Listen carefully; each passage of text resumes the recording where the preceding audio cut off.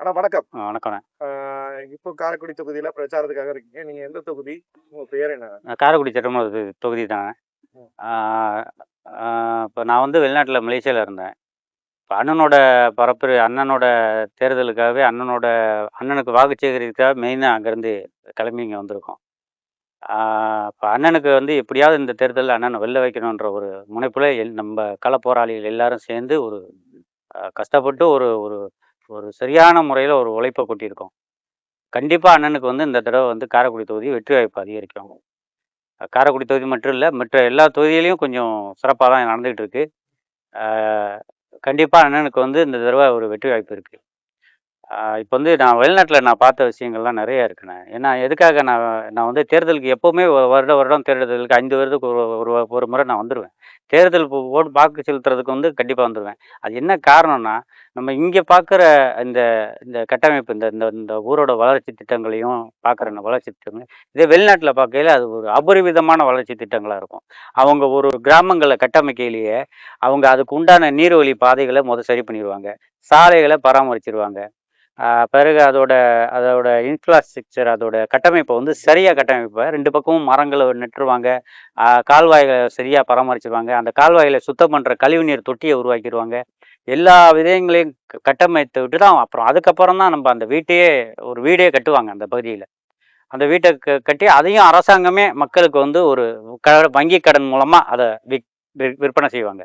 இதை வந்து நம்ம பார்க்கையில ஏன் நம்ம நாடு இவ்வளவு பின்தங்கி இருக்கு, என்ன காரணம் அப்படின்னு நம்ம பார்க்கையில இங்கே ஆண்டுகிட்டு இருக்கிற திராவிட ஆட்சியாளர்களும் இங்கே ஆண்டுகிட்டு இருக்கிற ஆரிய ஆரிய ஆட்சியாளர்களும் ஸோ அதை நம்ம யோசிச்சு பார்க்கக்குள்ள எதனால நம்மளை மடமாற்றம் பண்றாங்க, இதை வச்சு நம்ம மடமாற்றம் பண்றாங்க, அதையும் யோசிக்கையில அது சாராயத்தை வச்சு நம்ம மைண்டை வந்து வேலை செய்ய விடாம பண்றாங்க.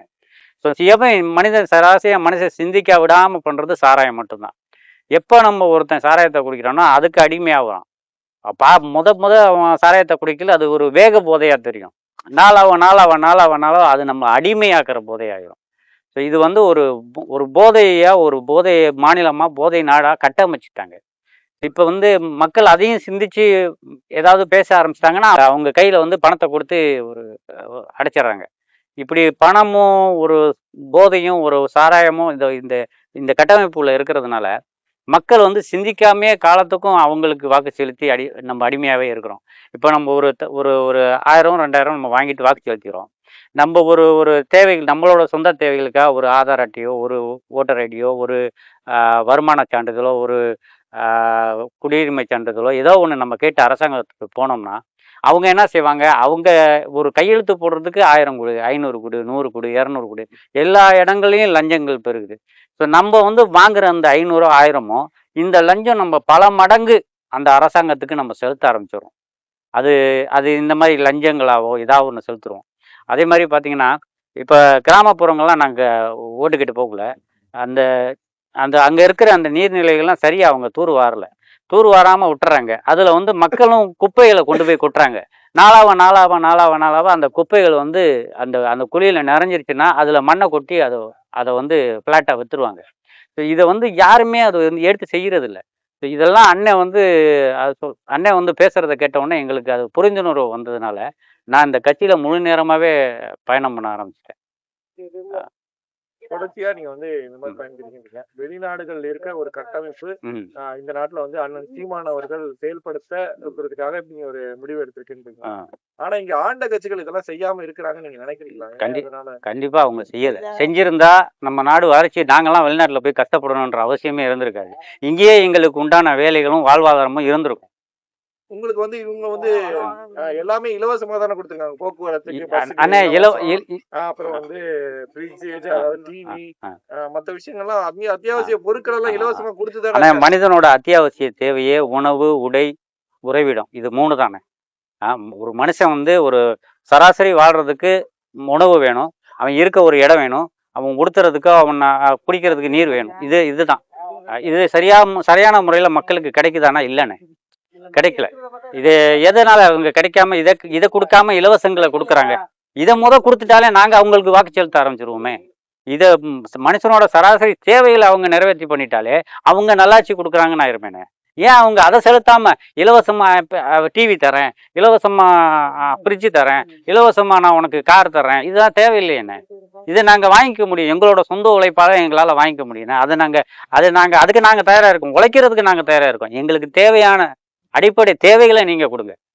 இந்த தேர்தல்ல கடைசி நேரங்கள்ல பட்டுவாடா செய்யப்படுகிறது அப்படின்னாங்க. இதை தாண்டி அண்ணன் சீமான் அவர்கள் களத்தில் ஜெயிக்க வாய்ப்பு இருக்கிறது. கண்டிப்பா இருக்குண்ணே. மக்கள் மனசுல நாங்க நிறைய மாற்றங்களை பார்த்துட்டோம். ஆனா இதே 2021ல நாங்க ஓட்டு கேட்டு போகக்குள்ள என்ன 3 பேர் 4 பேர் தானே நீங்க பரப்புரையில பார்த்துருக்க முடியும். ஆனா இப்ப எங்களோட பரப்புரை திட்டங்களையும் எங்களோட உறவுகளையும் நீங்க பார்த்தீங்கன்னாலும் உங்களுக்கு தெரிஞ்சிடும். அளவுக்கு அதிகமா உறவுகள் தன்னார்வலர்களா வந்து எங்களோட சேர்ந்துக்கிறாங்க. இதுல இருந்தே எங்களோட வளர்ச்சி வந்து மக்களுக்கு தெரியாது. நீங்க தொடர்ச்சியா இப்ப நாம் தமிழர் கட்சிக்கு மக்கள் ஏன் வாக்களிக்கணும்? சரியான ஒரு கட்டமைப்பு சீமான் அண்ணன்கிட்ட இருக்கு.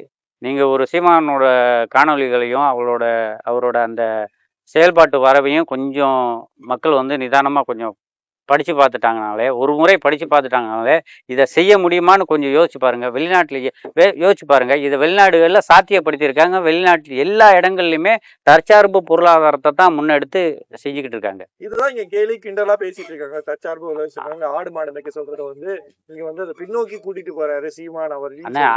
இதெல்லாம் சாத்தியமே கிடையாது அப்படிங்கிற அளவுக்கு. ஆடு மாடு வளர்ப்புங்கிறது குச்சியை வச்சுக்கிட்டு காட்டுக்குள்ள மேய்க்கிறது அது இல்லைண்ணே. இது வந்து ஃபார்மிங். அண்ணா சொல்றது வந்து நம்ம ஆடு மாடு வளர்க்குறோம் அப்படின்னு சொன்னா ஃபார்மிங், டெய்லி ஃபார்மிங்னா இது ஒரு பெரிய ஒரு இன்ஃப்ராஸ்ட்ரக்சர்னா. இது வந்து எப்படின்னா ஒரு பெரிய பண்ணை. அந்த பண்ணையில அதிகமான ஆடு மாடுகளை நம்ம வளர்க்குறோம். அங்க கழிவு அள்ளுறதுக்கு ஒரு வேலைப்பாடுக்கு ஆள் வேணும். அதே மாதிரி அதை பராமரிப்பிக்கிறதுக்கு வேலைக்கு ஆள் வேணும். அந்த பால் கறக்கிறதுக்கு வேலைக்கு ஆள் வேணும். அந்த கறந்த பாலை டிஸ்ட்ரிபியூட் பண்றதுக்கு வேலைக்கு ஆள் வேணும். எல்லாருக்கும் வேலை அதுல கொடுக்க முடியுங்க. அண்ணன் சொல்றது சரியான திட்டம். ஒரு பண்ணை வச்சிட்டோம்னாலே, பெரிய பண்ணை, ஒரு 1000 மாடோ 2000 மாடோ அந்த பண்ணையில இருந்துச்சுன்னு சொன்னாக்க அதை வச்சு அதை பேஸ் பண்ணி ஒரு தொழிற்சாலையை பக்கத்துல கட்டிட முடியும். அந்த தொழிற்சாலையில அதுல ஒரு 1000 பேருக்கு வேலை கொடுக்க முடியும்.